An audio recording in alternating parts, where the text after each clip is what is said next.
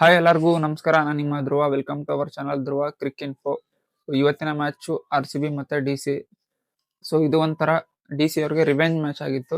ಯಾಕಂದ್ರೆ ಫಸ್ಟ್ ನವಿ ಮುಂಬೈಲ್ ನಡೆದಿರೋ ಮ್ಯಾಚ್ ಅಲ್ಲಿ ಇವರು ಸೋತಿದ್ರು, ಯಾರು DC ಅವರು.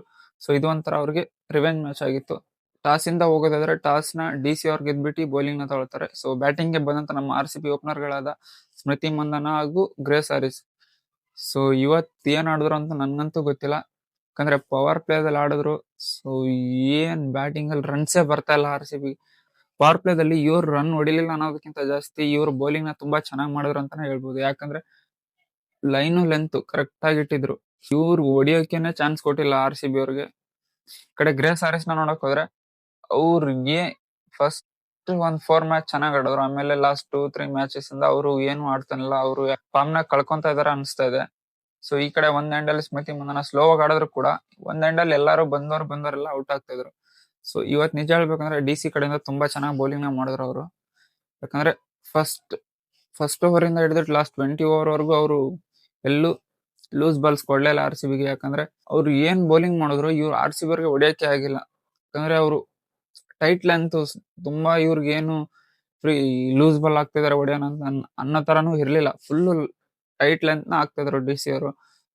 ಸೊ ಈ ಕಡೆ ನಮ್ಮ RCB ಕಡೆ ಸ್ಮೃತಿ ಮಂದನ ಒಬ್ರು ಹೈಯೆಸ್ಟ್ ಸ್ಕೋರ್ ಕಾರ್ಡಿಂಗ್ ಅಲ್ಲಿ ನೋಡಕ್ ಹೋದ್ರೆ ಹೈಯೆಸ್ಟ್ ಇವ್ರೊಬ್ರೆ 38 ರನ್ಸ್ 32 ಬಾಲ್ ಏನೋ ಹೊಡೆದಿದ್ದಾರೆ. ಸೊ ಅದು ಬಿಟ್ರೆ ಇನ್ನು ಎಲ್ಲಾರು ಮಿಕ್ಕಿದವರೆಲ್ಲ ಸಿಂಗಲ್ ಡಿಜಿಟ್ ಅಲ್ಲಿ ಔಟ್ ಆಗಿದ್ದಾರೆ.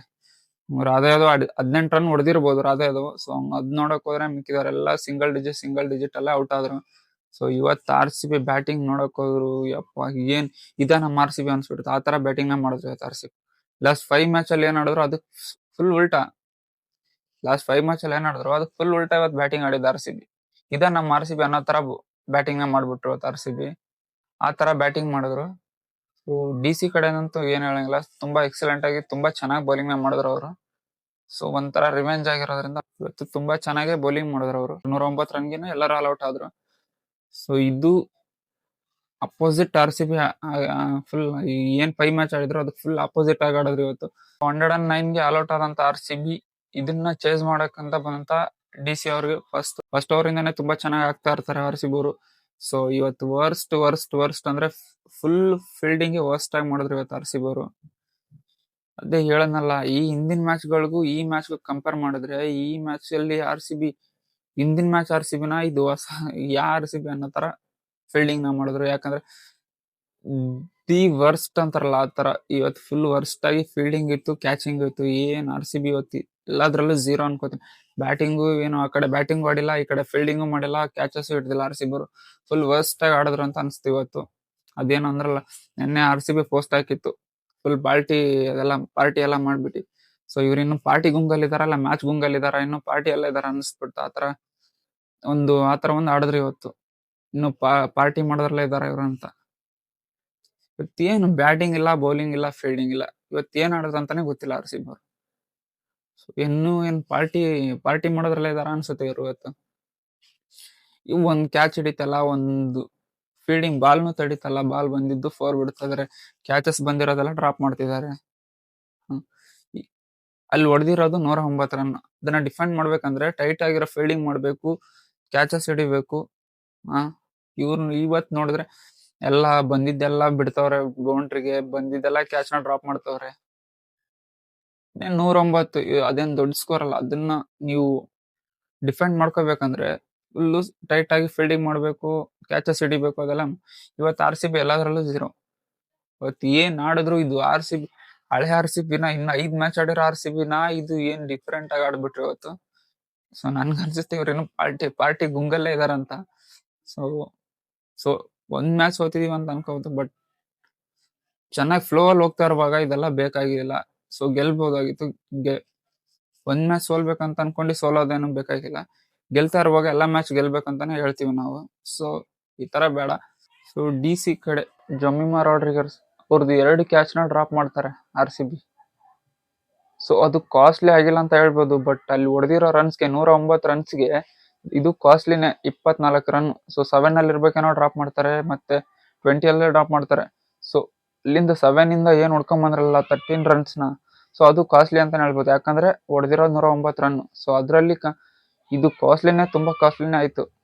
ಯಾಕಂದ್ರೆ 7 ರನ್ಸ್ಗೆ ಇವ್ರನ್ನ ಔಟ್ ಮಾಡಿದ್ರೆ ಸೊ ಅಲ್ಲಿ ಪ್ರೆಷರಲ್ಲಿ ಇನ್ನೂ ಒಂದು 2-3 ವಿಕೆಟ್ ಬಿದ್ದಿರೋದ. ಸೊ ಇವ್ರು ಇವತ್ತು ಆರ್ ಸಿ ಬಿ ನಿಜ ಹೇಳ್ತೀನಲ್ಲ, ಫೀಲ್ಡಿಂಗಲ್ಲೂ ಝೀರೋ, ಬೌಲಿಂಗ್ ಚೆನ್ನಾಗೇ ಮಾಡ್ತಾ ಇದ್ರು. ಸೊ ಫೀಲ್ಡಿಂಗು ಕ್ಯಾಚಿಂಗಲ್ಲಿ ಫುಲ್ ಝೀರೋ ಇವತ್ತು. ಬ್ಯಾಟಿಂಗ್ ಕೂಡ ಏನೂ ಆಡಿಲ್ಲ. ಸೊ ಇವತ್ತಿನ ಮ್ಯಾಚಲ್ಲಿ ಸೋತಿದ್ದಾರೆ.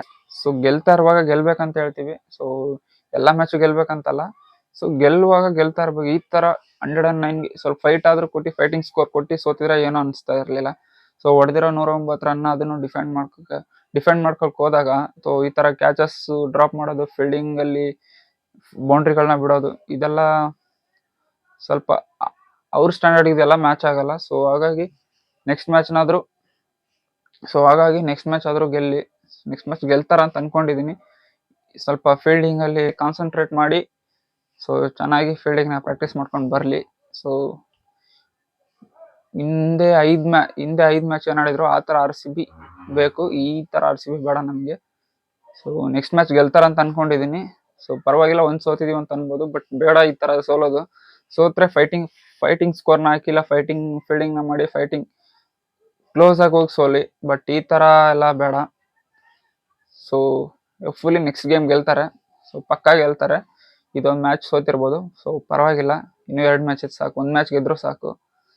ಸೊ ಕಾಯೋಣ ನೆಕ್ಸ್ಟ್ ಮ್ಯಾಚ್ಗೆ. ಸೊ ನೆಕ್ಸ್ಟ್ ಮ್ಯಾಚ್ ಪಕ್ಕನೇ ಗೆಲ್ತಾರೆ, ಸೊ ಯಾರು ವರಿ ಮಾಡ್ಕೋಬೇಡಿ.